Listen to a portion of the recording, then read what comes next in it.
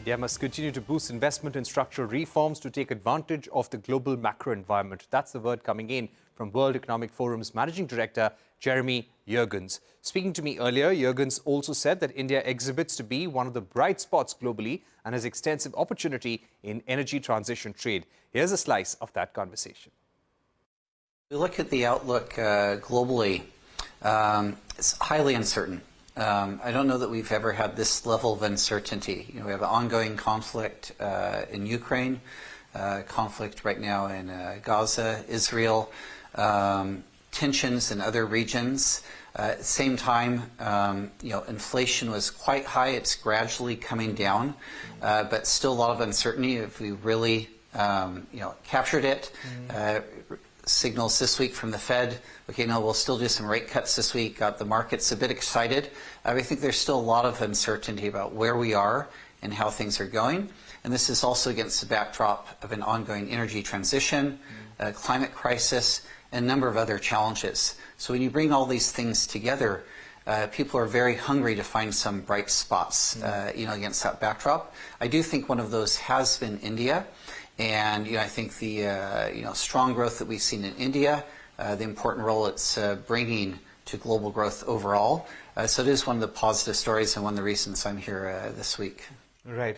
What would be your big bet on India, so to say, or your outlook on India? India has been a bright spot in the global economy, but how can India leverage the current geopolitical situation to its advantage? I think one of the important elements here is for actually India continue to invest in the structural reforms and also the infrastructure that's been ongoing. If you look at what's been done to improve the tax base, the GST, the development on roads, railways, piped water connections, toilets, digital public infrastructure, continuing these investments to just give a solid foundation for future growth and to build up the human capital in the country, I think are absolutely critical. And so as much as there's, both geopolitical and economic turmoil outside, I think focusing on some of these foundational elements, as India's been doing, is probably one of the most important things it can do to provide a good, road path for growth there.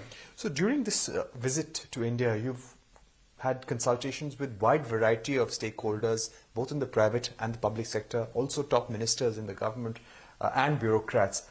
Has there been any message or feedback that you have delivered to them on behalf of global businesses on some of the issues that they see in India, or what could be the next phase of reforms that the government could usher in after the elections?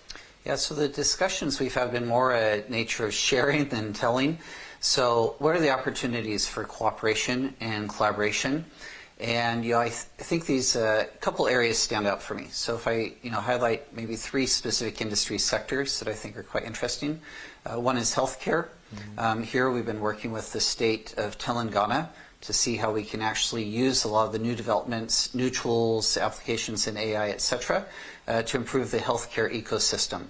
There's already a dynamic ecosystem of companies invested in the area in healthcare, but this is an area that we can go further, and we're working with the Telangana government in that domain.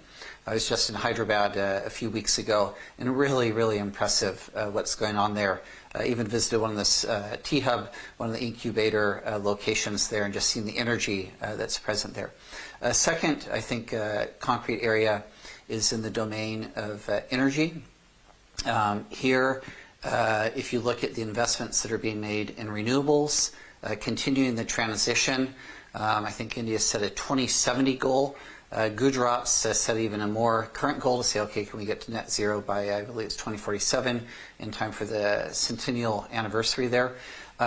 These are important opportunities, right? And so this includes not just how do you manage the transition, but how do you manage the transition in a way that we improve energy access for the entire 1.4 billion population of India. And the solutions that have been used in the north and some richer Western countries aren't going to be appropriate. But to the extent that India can pioneer solutions for the entire population here, there's more of the world that looks like India than looks like the United States or Western Europe.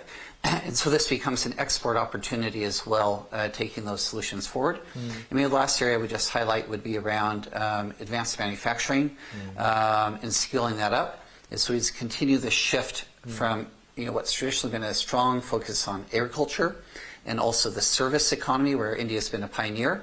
Actually need to be able to creating more of those real-world physical goods here in India. And I think they can benefit, in a sense, leapfrogging a lot of the 20th century industrial processes and go straight towards 21st century manufacturing capabilities. And that'll be highly beneficial and also become a strong export potential in the future.